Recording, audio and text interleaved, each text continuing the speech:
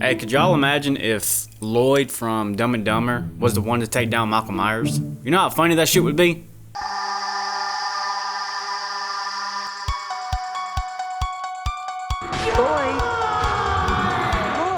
Yo, we got 12 movies to talk about. Sometimes Michael dies, sometimes he does not. Here's a list of all 12 Halloween movies that Michael Myers is in, excluding Halloween 3, of course. Here's our categories. In the Arms of Michael. Now you might be saying, what the hell's going on, Ray? Well, let me explain. When you read this, I want you to read it as this. In the arms of Michael. Next, Down with the Sickness. I went to a rock concert 2 days ago and my voice is still suffering from it. Category number 3, He Deserved It, Soft Milk. For those who know, might not know. Category number 4, which is the worst. Even Viagra couldn't save him. Mr. Myers sometimes can't get it up there like he used to. Even that blue pill can't do it for him. I'm coming! So let's get into this. I am ready. Now, as you can see, there are 4 categories, so I have rules. I have to put 3 movies in every category, just to make this a little bit more fun for myself and challenging. This is not scripted. I'm going with the flow. I'm not really sure what's going to end up where, but that's the fun about it. Let's get started. We're going to pick at random here. And stop. Speaking of Halloween 4, but wait. I have to show this clip one more time.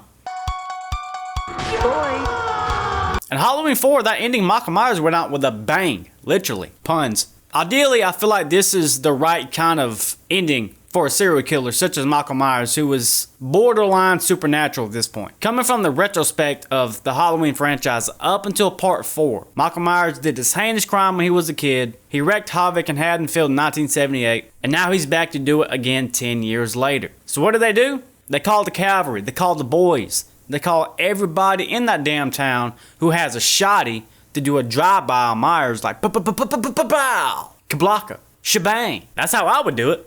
So for now, and this might change, these might change in order because again, I have to put 3 per. But for now, I'm gonna have to go in the arms of Michael. Because enough with the games, enough with the nonsense. If you want this dude dead, what do? You light him up with AKs, shotguns, pistols, grenades, whatever you can find in that weird old man's garage across the street.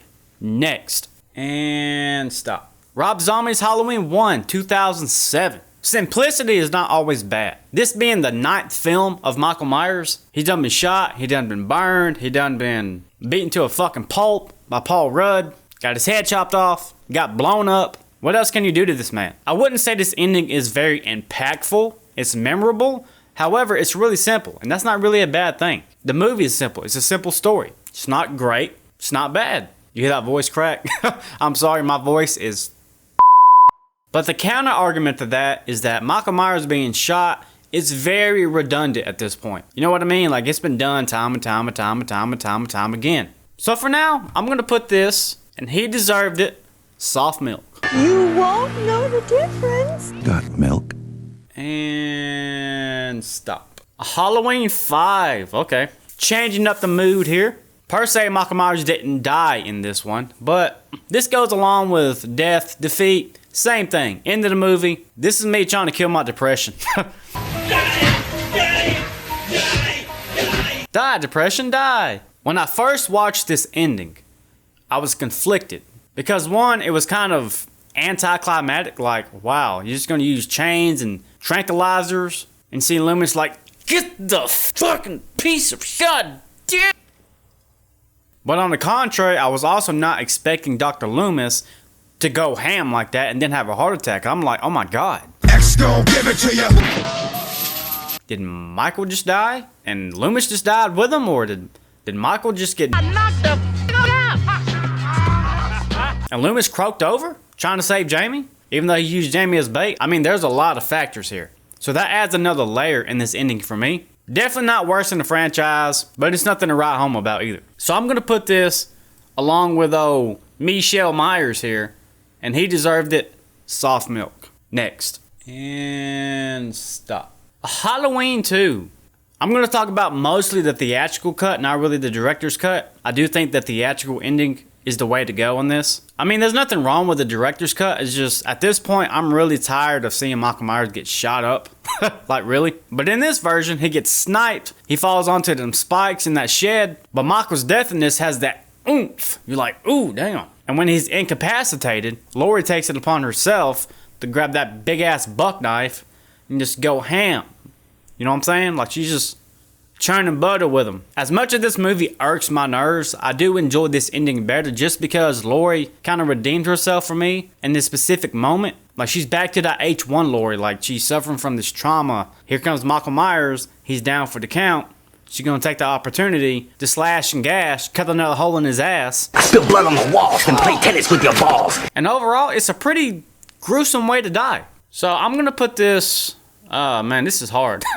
I do believe this will change. I'm going to put this with Down with the Sickness. I'm going to have to think about that one. But for now, let's move on. Next. And stop. Halloween Ends. Wow, I was expecting to do this one towards the end. I'm going to tell you right now, I'm going to put this, and even Viagra could not save him. The problem with this ending is that they promised us a showdown. Never happened. That small kitchen fight? Shit. I'd rather watch the Jake Paul versus Mike Tyson fight again. And that's saying a lot because it sucked. And a lot of people get upset because they killed off Michael Myers. That's not the reason why I don't like this ending. My issue is there was no fight. Sure, Michael Myers bitch slapped Laurie a couple of times. And then he gets taken out by a fridge. And then you know Allison's going to come in and they're going to tag team him. I would take into effect the whole meat grinder situation, but he was already dead at this point.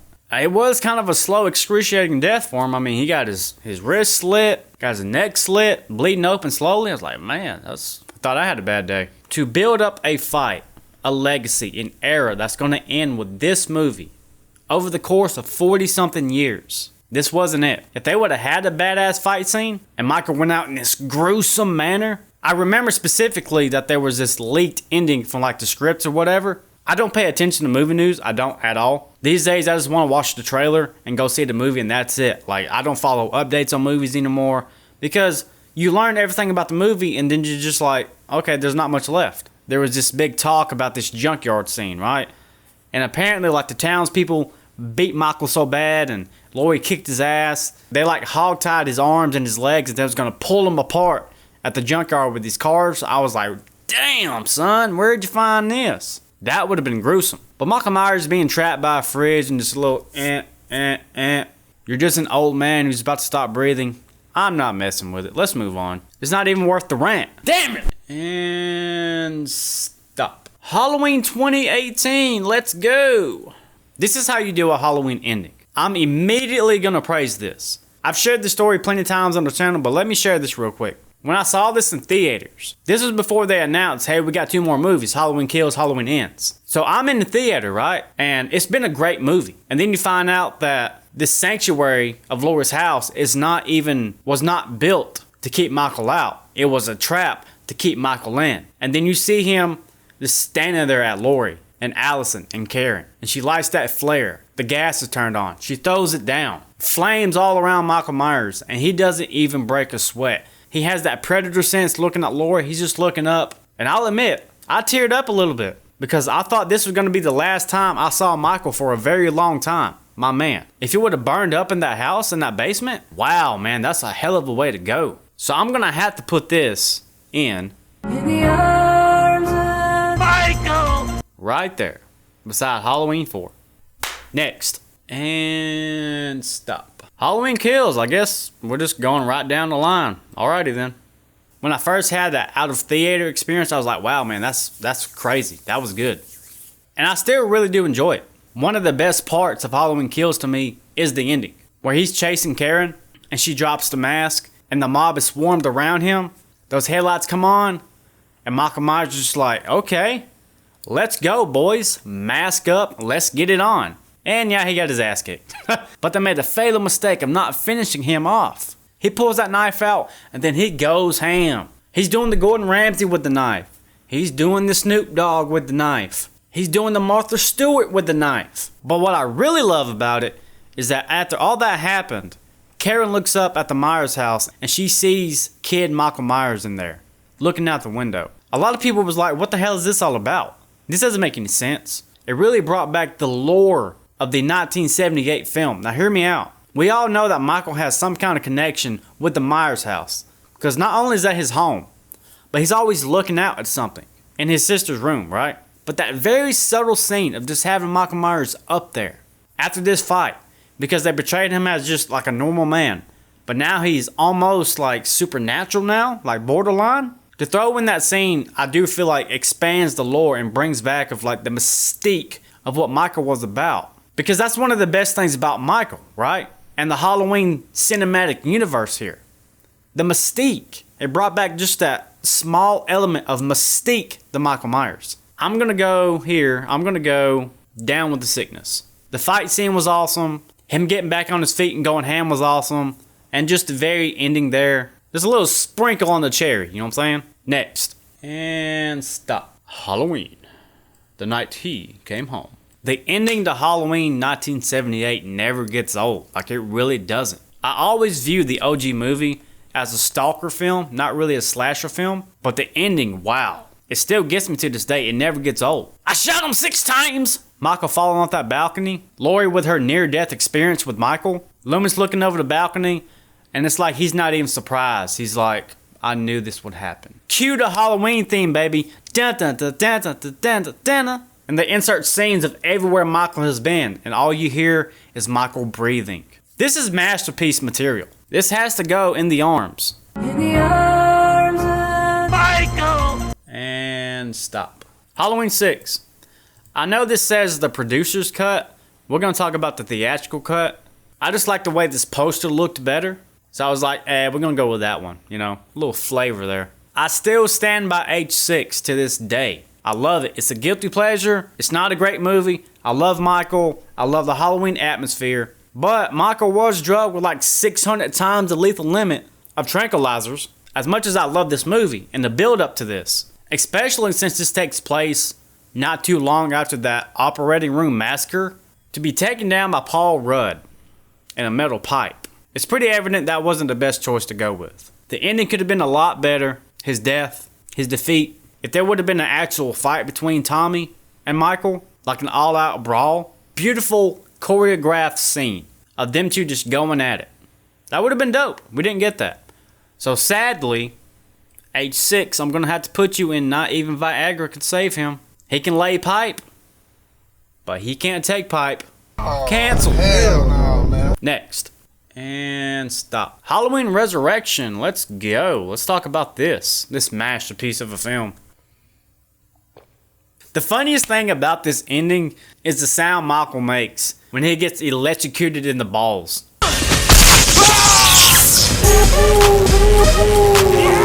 Hilarious. Michael being taken down by Busta Rhymes' kung fu that he learned on cable television. Really? I can understand getting electrocuted in the balls. Sure. And again, that sound he makes. Anticlimactic. I don't enjoy it. The concept is cool. I'll give it that. Michael surrounded by fire, being electrocuted, trapped in them wires. It had bones to be really good. Unfortunately, the execution wasn't there.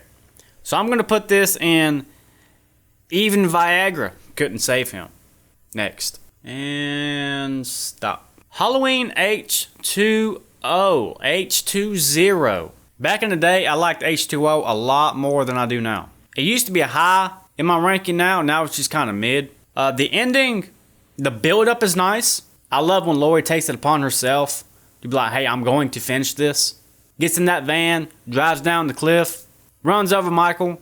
Michael's pinned between that tree and the van. He's reaching out, Laurie, baby.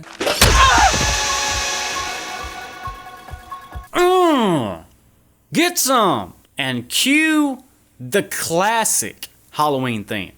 The OG. I've never minded this ending.